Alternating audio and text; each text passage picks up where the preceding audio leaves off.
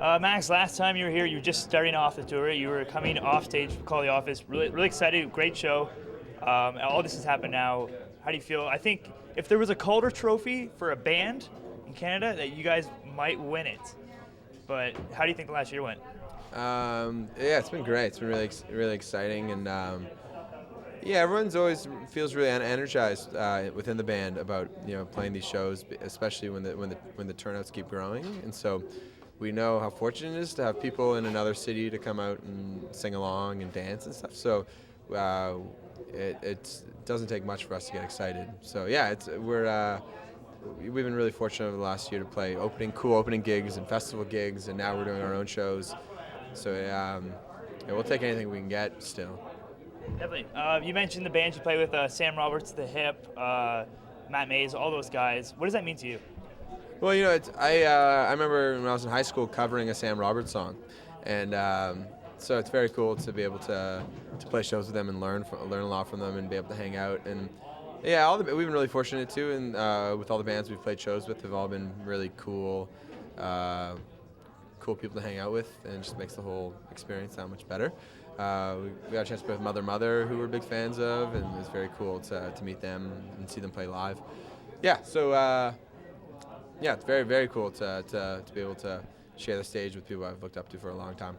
Sure. You guys were long-listed for the Polaris this year. Mm-hmm. Great company, a lot of good up-and-coming bands you guys are a part of. What did that mean to you to be nominated for that award? Very flattering. I mean, we never even pay attention when these award things come out at first, because we just assume that no one cares about us, because that's what sort of being an independent band for a long time, you just kind of always assume that you never be in a position of spotlight. So when we do get these opportunities to be recognized, it's very strange and very flattering that people have given our album a listen, and listened to it a few times and have learned the songs. So yeah, it's very cool. Were you mad that you didn't win? No. I mean, yeah, awards are, we'll take them if they give them to us, but we're not in it for awards. We love playing live and writing good songs. That's all we care about. Were you mad you were nominated for a Grammy? Well, you know what? We got nominated for 5 Hammies, which are the Hamilton Music Awards on Sunday. There you go. So, in our minds, a Hammy is just as big as a Grammy, being a Hamilton band. So, whatever, same thing to me. Now, like you said, it's cool listening to the album, having people listen to the album. The album's really good. Do you have any plans for a new one coming out? Yeah, I mean, we're always. I think the plan is right now is to go down to the States and go to Europe and try to tour as much as we can and get the album out there, because we've worked really hard in Canada, and it's really been exciting to see it grow. But we want to do the same thing in other places, so we can have opportunities to travel and see new dingy rock bars. Yeah, but we have been playing about 4 new songs on this tour, and we have a whole pile of other songs ready to go. But right now it's a matter of giving the songs on Jackson Square their due time, and then approaching the next batch of songs as a unit, and I'm getting excited to play those ones.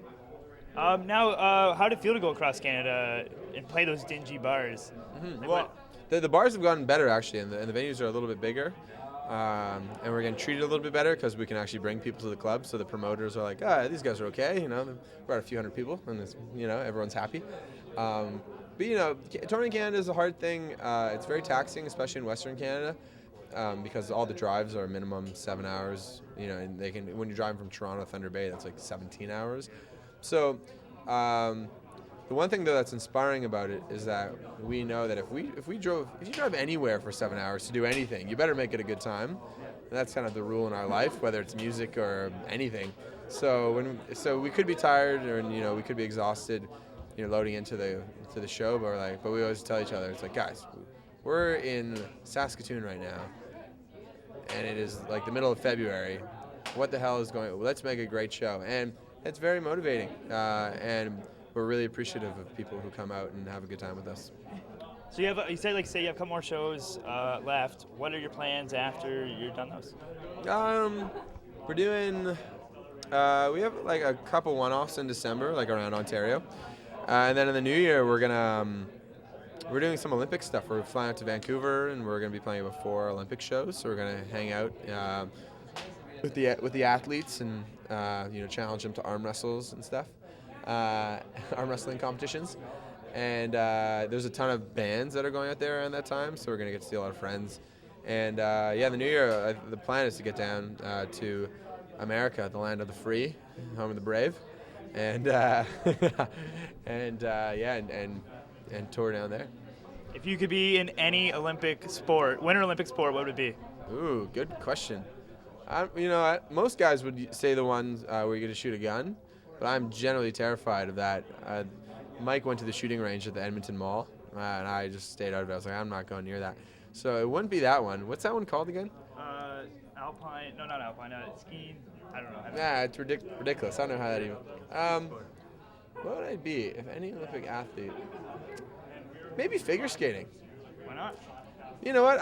I'm not a very good skater. I mean, hockey would be awesome. But to pull off like a triple sow cow? I don't know. Not many guys can do that.